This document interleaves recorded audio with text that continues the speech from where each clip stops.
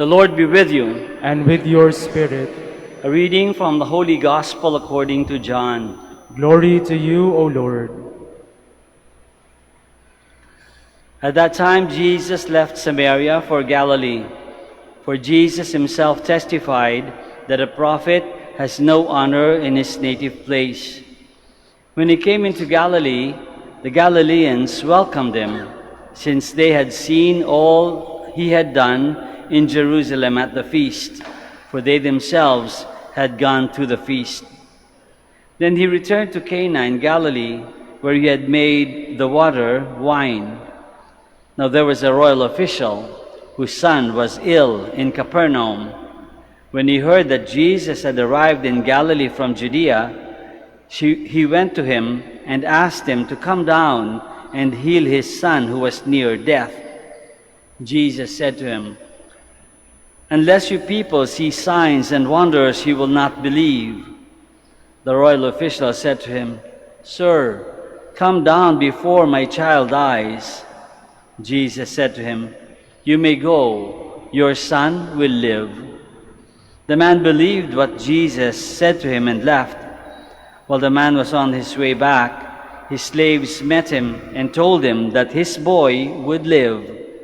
He asked them when he began to recover. They told him, "The fever left him yesterday, about 1 in the afternoon." The father realized that just at that time, Jesus had said to him, "Your son will live." And he and his whole household came to believe. Now this was the second sign Jesus did when he came to Galilee from Judea. The Gospel of the Lord. Praise to you, Lord Jesus Christ. Please be seated. Magandang umaga po ulit sa inyong lahat and welcome to the Minor Basilica of Manawag, of Our Lady of the Rosary of Manawag. Sa Gospel na binasa natin, mayroong dalawang bagay na napaka-importante, na awe-inspiring, very awesome things na nangyari. Unang-una, of course, hindi natin malalampasan, is we are awed, we feel, it's such a great thing na Jesus' power and compassion, kitang-kita dun sa gospel na binasa natin. The power and compassion of Jesus. Diba? Why? Kasi nabanggit dito, galing sa Cana, Jesus had changed water into wine. Nakita natin yan dun sa wedding at Cana na gospel, no? And dito rin binabanggit na galing siya doon. So, ibig sabihin, talagang nangyari that Jesus had changed water into wine doon sa Cana. Pangalawa, sabi din ay, Jesus, dito sa Gospel, Jesus made a dying son, young man, recover. Malapit ng mamatay, pinagaling niya. Hanggang nabuhay ulit, naging masigla ulit. At kamangha-mangha din na yung son na yun, yung pinigyan niya ng lakas, pinagaling niya, is the son of a Roman official. Napaka-importante nung detail na yun. That he's a son of a Roman official. Kasi kapag Roman official, ibig sabihin, hindi siya Jew. Pero meron siyang estado, meron siyang posisyon sa government, official siya ng Roman government, but he's not a Jew. And yet, Jesus had compassion and healed the son of this man who didn't belong to his same culture and religion and history. So he was the son of a Roman official. Hindi natin siguro din, maganda rin siguro ang pag-isipan, yung distance, yung healing na ginawa ni Jesus, ay he was in Cana, yung bata, nandun sa Capernaum. Tinignan ko, nag-research ako ng konti. Yung distance between Cana and Capernaum is 20 miles or 32 kilometers. During that time, dahil naglalakad o sasakay sa donkey o whatever, isang buong araw na journey yun. Isang buong araw na paglalakbay.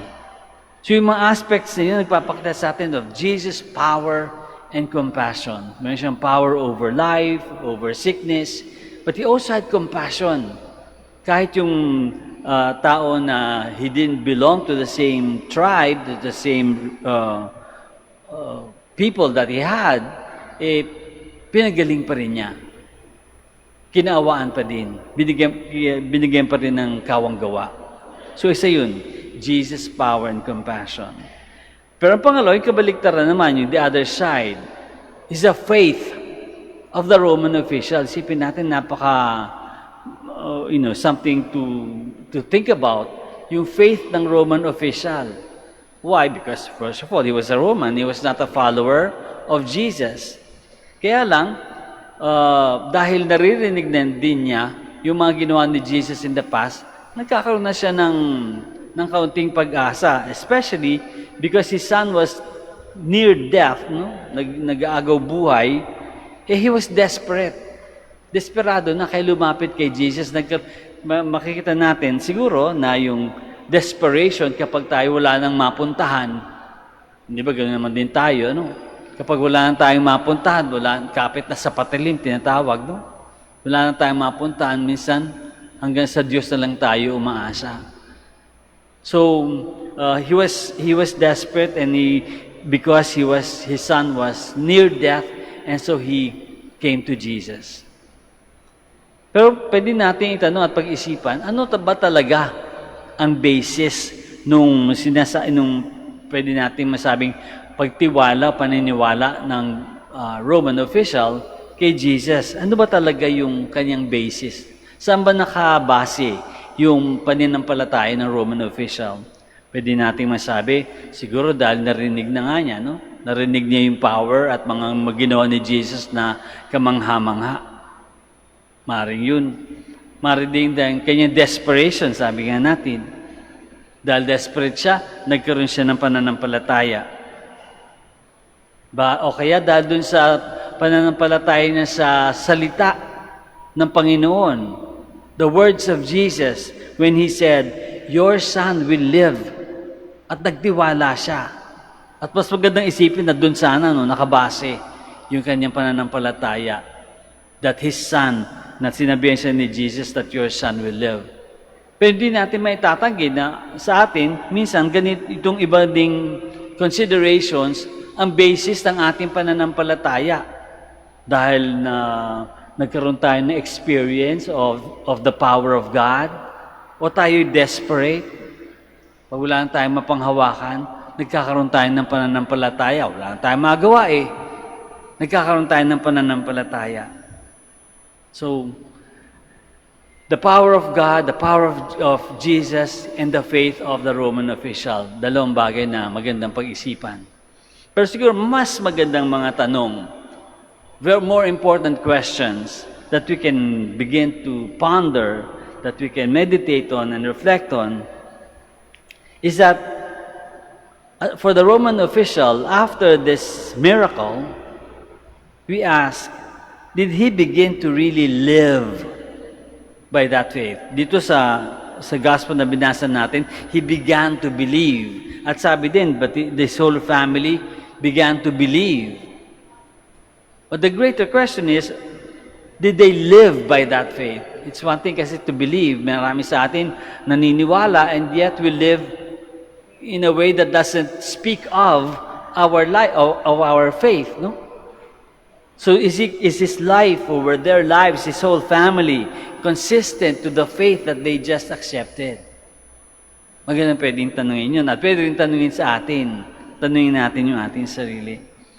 Pero pwede pa muna natin tanong sa ating sarili, meron bang nagawa ang Diyos na maganda na kamangha-mangha din para sa atin katulad ng Roman official? Ano ba ang nagawa ng Diyos na kamangha-mangha para sa atin? What has God done for us in our lives? Sa pangtanong, should we not believe God not only because of what He has done, but because of who He is? Dahil maniniwala tayo sa Diyos dahil kung sino siya, hindi dahil sa ano yung binigay niya sa atin. Kasi parang sinasabi natin, halimbawa sa pamilya, mahal mo lang yung nanay mo, tatay mo kasi inaalagaan ka. Kasi binibigyan ka ng damit at pagkain. But shouldn't we, hindi ba dapat, mas dapat, that we believe God for who He is. And who is He? He is infinite love. He is merciful Father. He is Almighty Creator. compassionate judge, Savior, and inspirer. For all of these things that He is, we believe. And finally, pwede din nating tanungin ang ating sarili. If we truly believe God, kung talagang naniniwala tayo, do we follow? Do we follow His will? Do we follow His word? Do we listen and follow His word?